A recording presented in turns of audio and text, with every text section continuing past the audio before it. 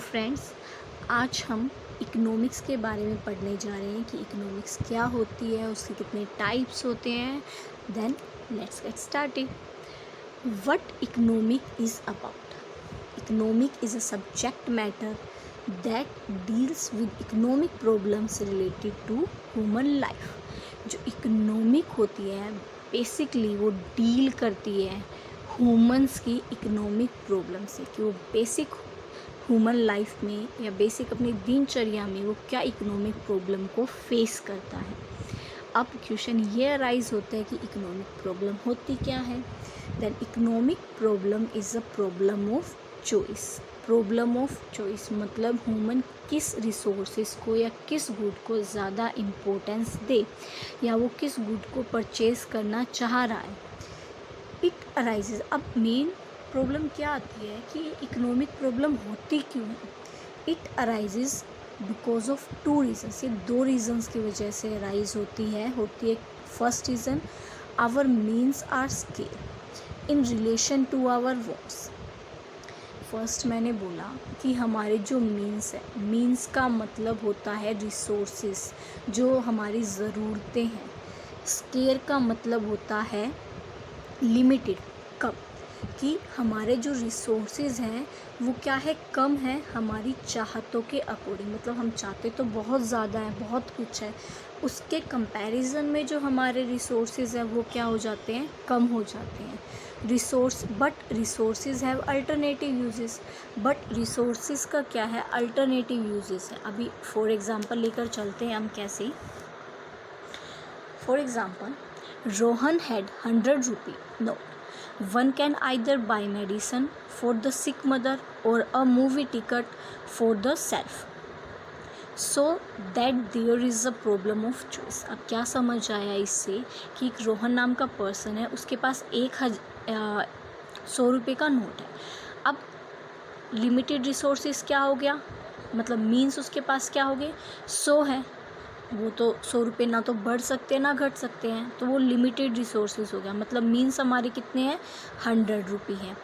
But अब हमारे पास क्या है, रिसोर्सेज के अब उनके अल्टरनेटिव यूजेस है। अब अल्टरनेटिव यूजेस क्या है, या तो वो मेडिसिन को परचेज़ कर सकता है या फिर वो एक मूवी टिकट बाय कर सकता है। उसके पास दो चॉइसेस है। अब यही चीज़ बोलना चाह रहे हैं कि उसके पास रिसोर्सेज तो लिमिटेड हैं, बट उन रिसोर्सेज के यूजेस क्या है, अल्टरनेटिव है ना। या तो वो मेडिसिन को परचेज़ करेगा या वो टिकट को परचेज़ करेगा। तो यही क्या है, इकोनॉमिक प्रॉब्लम है कि उसे किस टाइम पे क्या चीज़ परचेज़ करनी है। अब ये तो हमने बेसिक पढ़ा कि इकोनॉमिक प्रॉब्लम ऑफ चॉइस है। अब ये तो मैंने एग्रीगेट लेवल पे बताया। अगर मैं कंज्यूमर के लेवल पे बात करती हूँ तो क्या हो गया, as a consumer every household faces this problem of choice, what to buy and what not. With the given resources, income, economic teaches the household to use limited resources. अब क्या कहना चाह रहे हैं कि जो कंज्यूमर है, अब कंज्यूमर के बिहाफ से अगर हम लेके चलते हैं इकोनॉमिक प्रॉब्लम की, तो क्या इकोनॉमिक प्रॉब्लम अराइज होती है कि यही प्रॉब्लम अराइज होगी ना कि वो क्या खरीदे और क्या ना खरीदे। जैसे हमने बोला जो रोहन है उसके पास 100 रुपीज़ है, या तो वो मेडिसिन को परचेज़ करेगा या फिर वो टिकट को परचेज़ करेगा, तो ये कंज्यूमर हो गया ना। तो इसी तरीके से कि वो किस चीज़ को परचेज़ करेगा और किस चीज़ को नहीं करेगा। अब वो ये चीज़ देख रहा है कि उसके पास सबसे पहले रिसोर्सेज कितनी है, उसकी इनकम कितनी है। वो अपने इनकम के हिसाब से ही तो कोई रिसोर्सेज को परचेज़ करेगा। क्यों, क्योंकि उसकी इनकम क्या होगी, वो लिमिटेड होगी। A manner such that their satisfaction is maximised. अब वो उस गुड को या उस चीज़ को परचेज़ करना ज़्यादा पसंद करेगा जिसमें उसे ज़्यादा सेटिस्फैक्शन मिलती हो। अब जैसे हमने रोहन का लेके चला, अब रोहन को ज़्यादा सेटिस्फैक्शन किस में मिलेगी कि वो मेडिसिन को परचेज़ करेगा। तो on the point of time a consumer get maximum satisfaction, he goes for that a good या resources.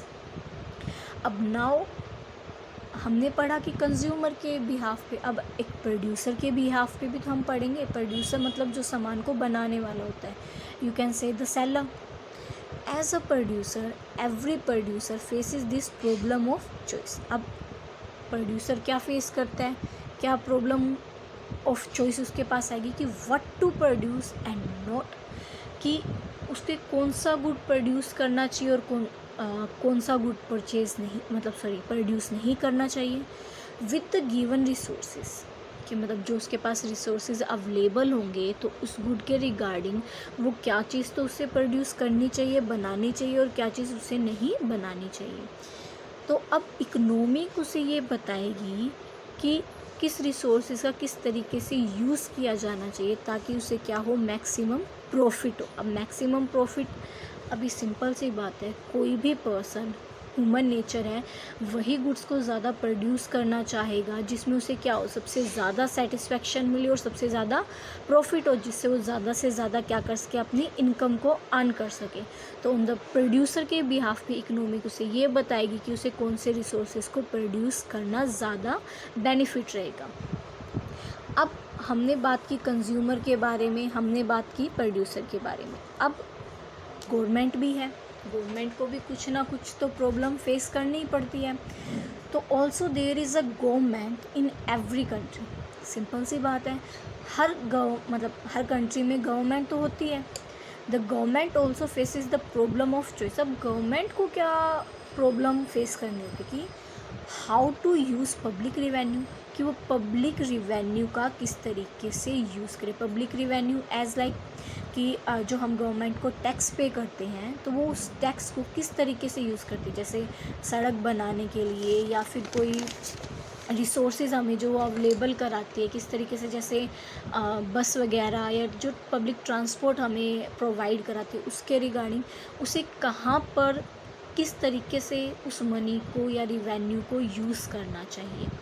The government wishes to spend the given resources in a manner such that social welfare is maximized।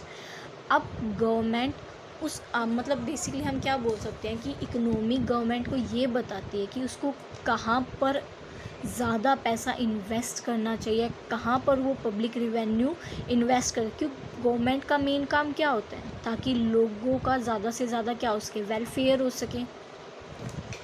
अब next आती है when the problem of choice are studied and addressed at the level of individual। अब हम बात कर रहे हैं, अब मैंने गवर्नमेंट के बारे में बोला, मैंने कंज्यूमर के बारे में बोला, मैंने प्रोड्यूसर के बारे में बोला, बट इसके रिगार्डिंग जो बेसिकली हमारी इकोनॉमिक्स होती है वो दो टाइप में कंसीडर की जाती है। फर्स्ट हम बोलते हैं माइक्रो इकोनॉमिक्स, सेकंड हम बोलते हैं मैक्रो इकोनॉमिक। अब ये दोनों चीज़ क्या होती हैं, when the problem of choice are studied और addressed at the level of individual. अगर हम इंडिविजुअल लेवल की बात करें, फॉर एग्जांपल एक कंज्यूमर की बात कर रहे हैं, एक स्मॉल मार्केट की बात कर रहे हैं, किसी की डिमांड की बात कर रहे हैं, सप्लाई की बात कर रहे हैं, दैट मीन हम बात कर रहे हैं माइक्रो इकोनॉमिक्स की। अगर हम when the problem of choice are studied and addressed at the level of the country as a whole, it is called macro economics. और अगर हम होल लेवल पर या बोल सकते हो आप एग्रीगेट लेवल पे अगर हम बात कर रहे हैं, दैट मीन हम स्टडी कर रहे हैं मैक्रो इकोनॉमिक्स की। अब फर्दर हम क्या करेंगे, इसको डिटेल में पढ़ेंगे कि माइक्रो इकोनॉमिक्स क्या होती है और मैक्रो इकोनॉमिक्स क्या होती है। फर्स्ट हमारा टॉपिक आता है माइक्रो इकोनॉमिक्स। जैसा कि हमने पहले ही बताया था कि इकोनॉमिक्स हमारी कितनी टाइप्स की होती है, दो टाइप्स की होती हैं, टू टाइप्स की होती है, फर्स्ट माइक्रो, देन अब माइक्रो नाम से ही पता चल रहा है, माइक्रो मतलब छोटे, सूक्ष्म जिसको हम बोलते हैं, तो माइक्रो मीन्स स्मॉल। अब माइक्रो इकोनॉमिक्स क्या होती है, क्योंकि हमने ये पढ़ लिया कि इकोनॉमिक्स क्या होती है, कि अगर हम प्रॉब्लम ऑफ चॉइस के बारे में डील करते हैं, डिस्कस करते हैं, ह्यूमन लाइफ की क्या है, देन हम पढ़ रहे हैं इकोनॉमिक्स। अब माइक्रो इकोनॉमिक्स क्या होगा कि micro economics deal with economic issue related to the small unit. अगर हम स्मॉल इकोनॉमिक यूनिट के बारे में पढ़ रहे हैं, उनकी प्रॉब्लम के बारे में डिस्कस कर रहे हैं, दैट मीन हम डिस्कस कर रहे हैं माइक्रो इकोनॉमिक्स। अब मैंने बोला स्मॉल इकोनॉमिक यूनिट, अब इसका क्या मतलब हुआ? इसका मतलब हुआ an individual consumer, a producer, a firm, individual, an individual industry, market. मतलब एक हम इंडिविजुअल, एक इकलौते या फिर एक चीज़ की अगर हम बात कर रहे हैं, दैट मीन हम स्टडी कर रहे हैं माइक्रो इकोनॉमिक्स की। अब माइक्रो इकोनॉमिक्स की जो होते हैं काफ़ी इंपॉर्टेंट कंपोनेंट्स होते हैं, पार्ट्स होते हैं। जैसे देखिए, मैंने आपको बताया कि माइक्रो इकोनॉमिक्स हम अगर individual consumer, producer, government you can not include this, individual industries. अब देखिए इसके इम्पोर्टेंट कंपोनेंट्स क्या होंगे? थ्योरी ऑफ कंज्यूमर बिहेवियर और थ्योरी ऑफ डिमांड। अब क्या मतलब हुआ इसका कंज्यूमर बिहेवियर और डिमांड के उसके रिगार्डिंग?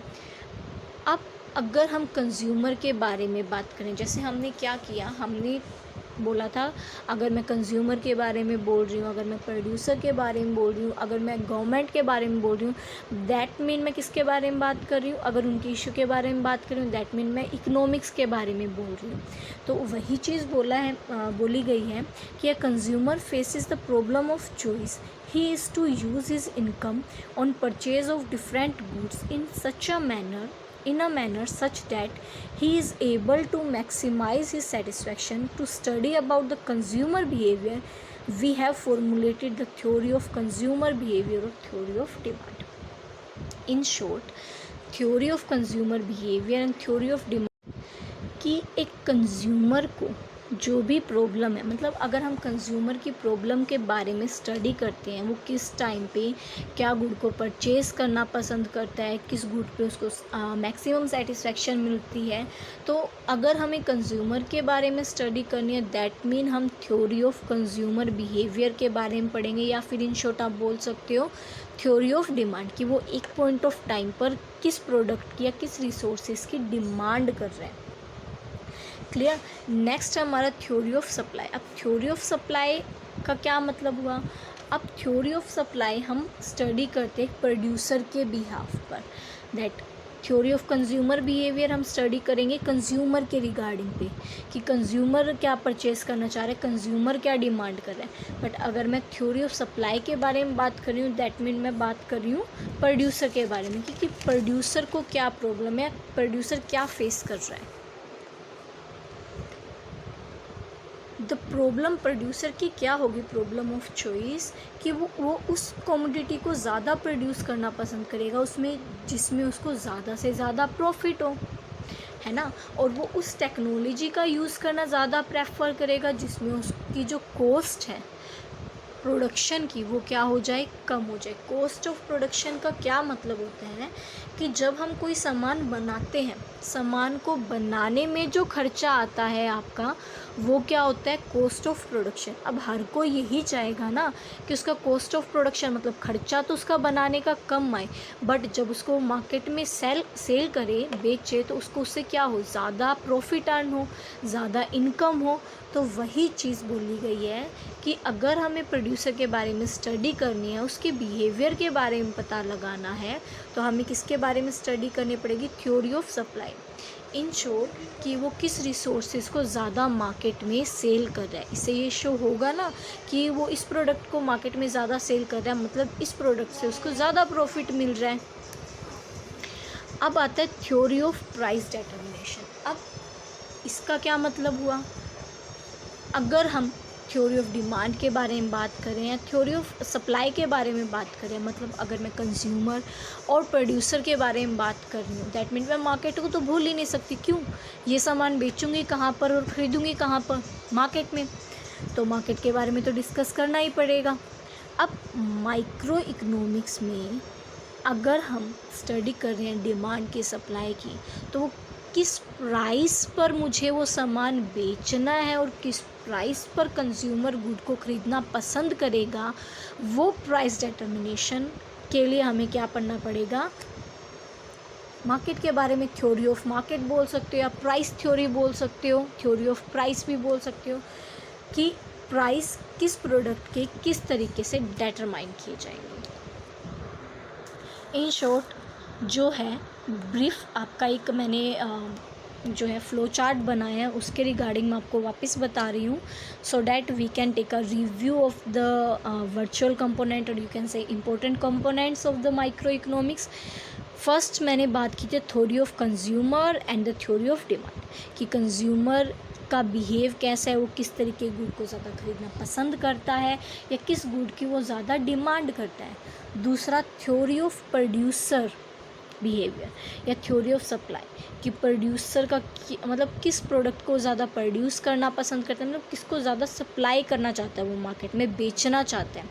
अब ये दोनों किस चीज़ के ऊपर डिपेंड करेंगे, थ्योरी ऑफ प्राइस के ऊपर। कैसे कि प्रोड्यूसर कितने प्राइस पर वो सामान बेच रहा है और एक जो कंज्यूमर है वो कितने प्राइस पर रेडी है उस सामान को परचेज़ करने के लिए। So that the theory of determination of price through the intersection of the supply and demand force. अब वो जो प्राइस किस तरीके से डिटरमाइन होगा कि जो कंज्यूमर है वो कितने प्राइस पर ख़रीदने को तैयार है और सेलर कितने पे बेचने को तैयार है।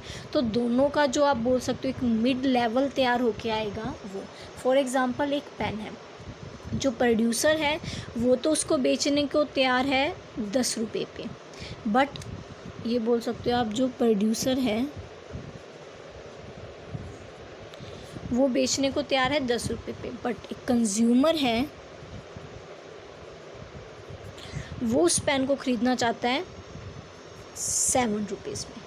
तो अब मिड क्या हुआ, उन दोनों ने डिसाइड कर लिया कि 8.5 और यू कैन से 8 और 9, कि इन तीनों में से किसी एक के ऊपर वो क्या कर देंगे, प्राइस को डिटरमाइन कर देंगे और मार्केट में उसको क्या कर देंगे, सप्लाई कर देंगे, सेल कर देंगे। क्लियर हुआ माइक्रो इकोनॉमिक्स। अब हमारा नेक्स्ट टॉपिक है मैक्रो इकोनॉमिक्स। क्या होते हैं, हमने पढ़ा था कि जो इकोनॉमिक्स होती है वो 2 टाइप की होती है। फर्स्ट माइक्रो हम पढ़ चुके हैं, सेकंड मैक्रो इकोनॉमिक क्या होती है। अब मैक्रो मतलब लार्ज, नाम से पता चल रहा है। इकोनॉमिक्स हम पढ़ चुके, तो macro economics deal with economic issue related to the economy as a whole. अब हमने कहा कि जो मैक्रो इकोनॉमी है वो किसके बारे में स्टडी करती है, किस इशू के बारे में स्टडी करेगी, होल। अब ये होल का क्या मतलब हुआ, whole refers to the national income, aggregate supply, aggregate demand, gross domestic product and etcetera etcetera. अब क्या मतलब हुआ, अगर मैं कंट्री के बारे में बात कर रही हूँ, दैट हमने माइक्रो में क्या किया, अगर मैं इंडिविजुअल लेवल पर बात कर रही हूँ, एक कंज्यूमर, एक प्रोड्यूसर के बारे में, एक सिंपल मार्केट के बारे में, देन मैं स्टडी कर रही हूँ माइक्रो इकोनॉमिक्स की। बट अगर मैं डिफरेंट मार्केट्स को एग्रीगेट करके बात कर रही हूँ, दैट मीन मैं बात कर रही हूँ मैक्रो इकोनॉमिक्स की। अगर मैं नॉर्मल सप्लाई की बात कर रही हूँ, एक इंडिविजुअल किसी भी प्रोडक्ट की हो सकती है, देन मैं बात कर रही हूँ सप्लाई की। बट मैं एग्रीगेट काफ़ी सारे गुड्स ले लेती हूँ, देन उनके बारे में बात कर रही हूँ, उनकी सप्लाई के बारे में बात कर रही हूँ, दैट मीन मैं बात कर रही हूँ मैक्रो इकोनॉमिक्स की।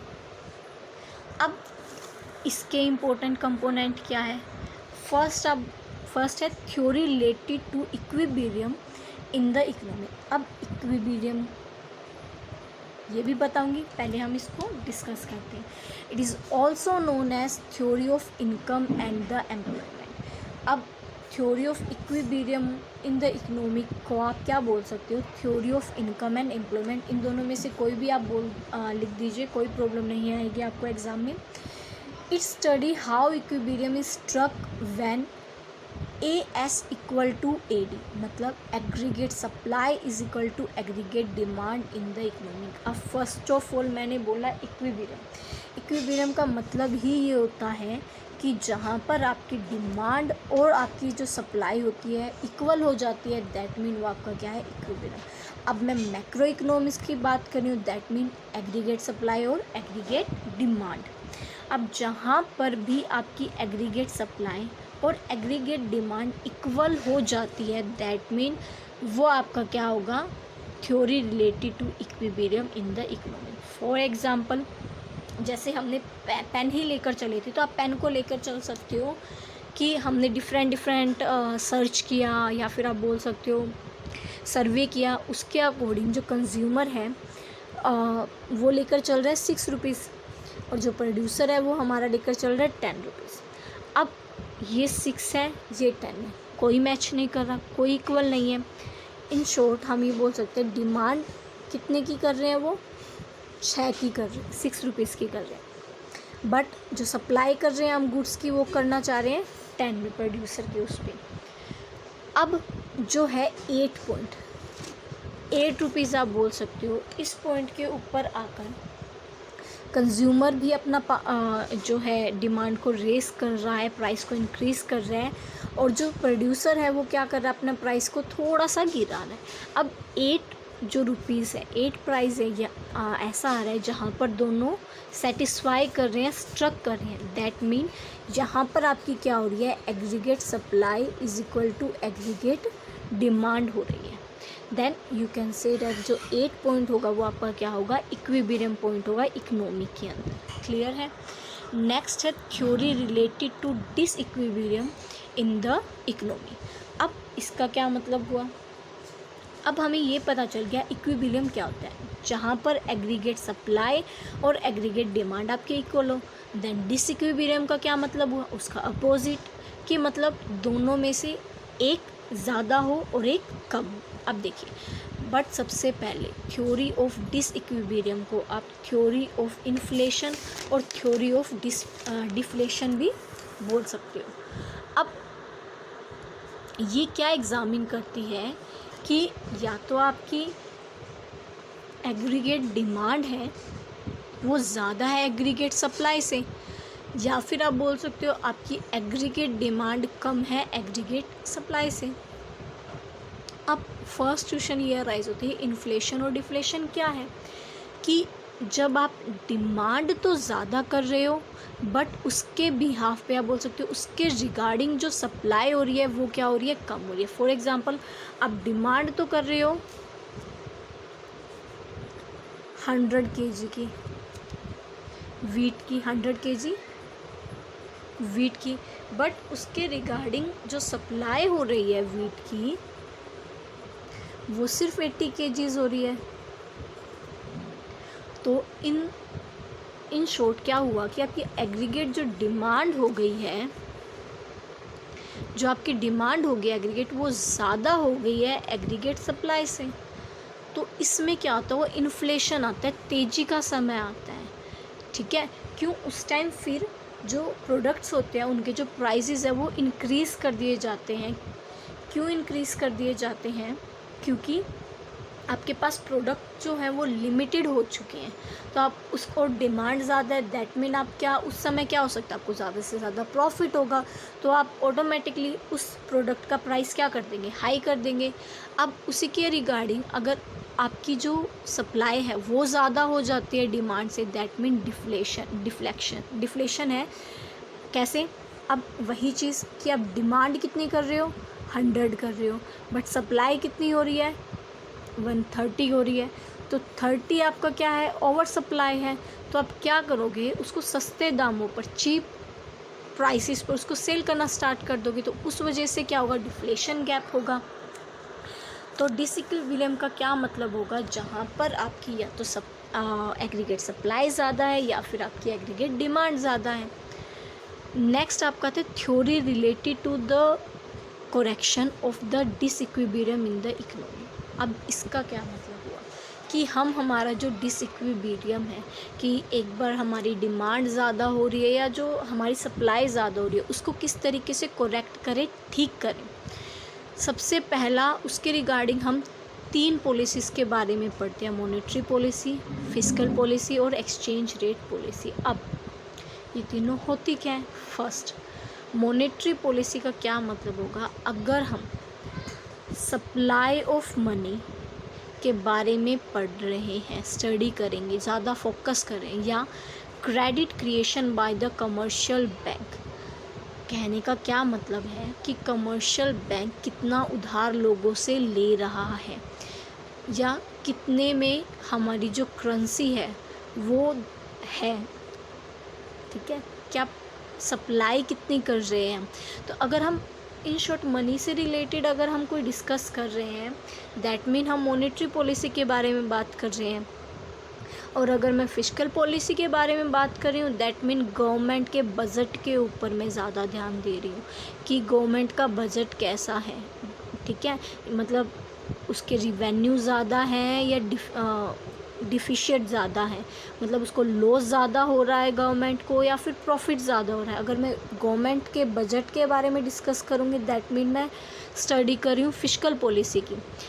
एक्सचेंज रेट पॉलिसी का क्या मतलब है कि जो हमारी करेंसी है, इंडियन करेंसी है, उसकी क्या प्राइस है on the behalf of the other country. For example कि डॉलर के अकॉर्डिंग हमारी प्राइस का रेट क्या चल रहा है, ज़्यादा हो रहा है, कम हो रहा है, किस तरीके से वो चेंज कर रहा है। अगर मैं उसके बारे में स्टडी कर रही हूँ, दैट मीन मैं बात कर रही हूँ एक्सचेंज रेट पॉलिसी की, कि हमारा बैलेंस ऑफ पेमेंट क्या रहेगा। तो ये था आपका मैक्रो इकोनॉमिक्स। मैक्रो इकोनॉमिक्स का क्या मतलब हुआ, अगर मैं कंट्री पे होल लेवल पर, बड़े लेवल पर अगर बात कर रही हूँ, दैट मीन मैं बात कर रही हूँ मैक्रो इकोनॉमिक्स की। अब डिफरेंस क्या है दोनों में, माइक्रो इकोनॉमिक्स में और मैक्रो इकोनॉमिक्स में। अगर मैं माइक्रो इकोनॉमिक्स की बात कर रही हूँ तो it studies individual and the business decision, कि मैं किसके बारे में बात कर रही हूँ, इंडिविजुअल लेवल पर, सिंगल लेवल पर बात कर रही हूँ कि एक बिज़नेस के अंदर क्या डिसीज़न लिए जाएंगे। बट अगर मैं मैक्रो इकोनॉमिक्स की बात कर रही हूँ, दैट मीन मैं बात करूँ एक कंट्री के बारे में, गवर्नमेंट के बारे में, कि गवर्नमेंट क्या डिसीज़न लेगी एक कंट्री के लिए। माइक्रो इकोनॉमिक्स के बारे में स्टडी करेंगे हम नॉर्मल सप्लाई और डिमांड के बारे में, कि किसी एक पर्टिकुलर प्रोडक्ट की क्या डिमांड है, क्या सप्लाई है मार्केट के अंदर। बट अगर मैं मैक्रो इकोनॉमिक्स की बात कर रही हूँ, दैट मीन मैं बात कर रही हूँ होल लेवल पर, मतलब एग्रीगेट सप्लाई कितनी है, एग्रीगेट डिमांड कितनी है, वो उस समय उस टाइम के नेचर के ऊपर डिपेंड करता है।